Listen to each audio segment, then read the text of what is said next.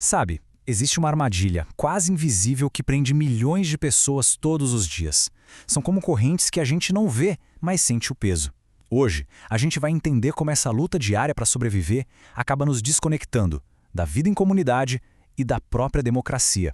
Pensa aí, você já teve aquela sensação de estar correndo numa rodinha de hamster? Trabalha, corre, paga conta e quando vê, o mês acabou e o ciclo começa de novo. Parece familiar? Pois é, essa é a realidade de muita gente. A nossa fonte de hoje dá um nome para isso, ciclo da sobrevivência. É basicamente uma forma moderna de servidão. A sua liberdade de escolha fica em segundo plano. O foco total, 100% do tempo, é garantir o básico. A comida na mesa, o aluguel em dia, não sobra energia nem tempo para sonhar, para planejar o futuro, ou até para questionar se as coisas tinham que ser assim mesmo. Então, vamos entender qual é o primeiro grande efeito disso tudo. Como é que essa rotina maluca afeta a nossa mente? Porque o impacto é direto na nossa capacidade de pensar e de ver o mundo ao nosso redor. A primeira coisa que rola é o que chamam de esgotamento cognitivo. Pensa no cérebro como se fosse a bateria do seu celular. Se toda a energia é gasta com preocupações urgentes, tipo o preço do gás que não para de subir, ou a conta de luz que vem um absurdo, simplesmente não sobra carga para mais nada. A mente fica refém do agora. E isso joga a gente direto para dentro de um tal de túnel de escassez. Imagina que a vida é uma estrada longa. Em um dia normal, você consegue ver a paisagem, as placas, o que vem lá na frente. Mas dentro desse túnel, a única coisa que você enxerga é o problema que está bem ali, a um palmo do seu nariz. Planejar o futuro, pensar a longo prazo, esquece. Tudo isso some. E aí que mora um perigo enorme, a armadilha da adaptação. A gente tem uma capacidade incrível de se acostumar com as coisas, né? Só que aqui, isso se vira contra nós. Passar 2 horas num ônibus lotado todo santo dia, ou esperar meses por uma consulta, de repente, isso vira um normal. As pessoas simplesmente param de se perguntar se a vida não poderia ser melhor. E essa normalização toda levanta uma pergunta que é, assim, fundamental. Se um número gigantesco de pessoas está preso nesse ciclo só pensando em sobreviver, sem tempo ou energia para questionar, quem é que ganha com isso, hein? Bom, é aqui que a gente começa a entender como essa luta pela sobrevivência não é só cansativa. Ela pode se tornar, como aponta a nossa análise, uma ferramenta muito poderosa de controle político. Dá uma olhada nesse quadro, ele explica direitinho a mecânica da coisa.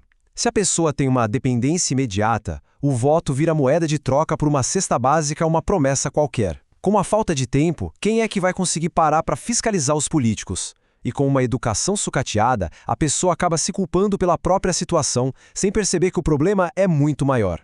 E essa frase, olha, ela resume tudo de um jeito muito forte.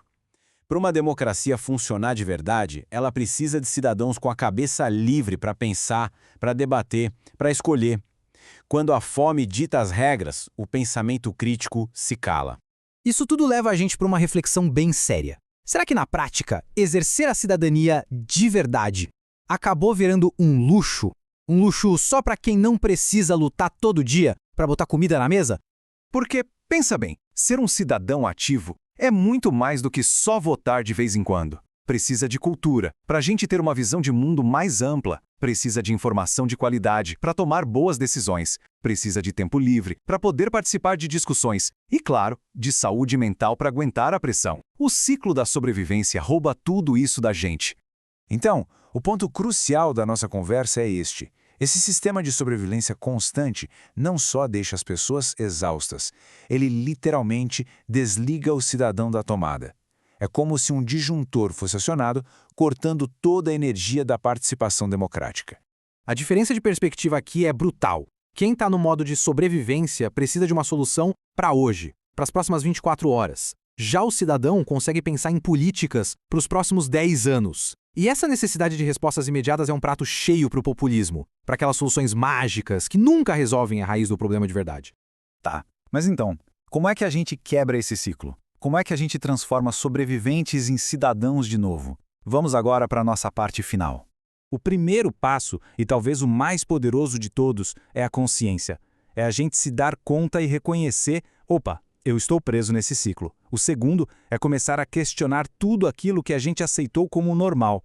E o terceiro é ir mais fundo, tentando entender quais são as causas reais, as causas estruturais por trás de tudo isso. E isso leva a uma conclusão que é, de verdade, libertadora. A culpa não é da pessoa. Não é por falta de esforço ou de vontade. O que essa análise argumenta é que existe um sistema que, querendo ou não, se beneficia de ter pessoas no modo sobrevivência. Afinal, um sobrevivente não questiona, não cobra, ele só sobrevive. E para fechar a nossa análise de hoje, fica aqui uma provocação para a gente pensar. Se para sermos cidadãos de verdade a gente precisa de tempo para pensar, para se informar, para participar, a grande pergunta que fica no ar é: quem ou o que está realmente no controle do nosso tempo?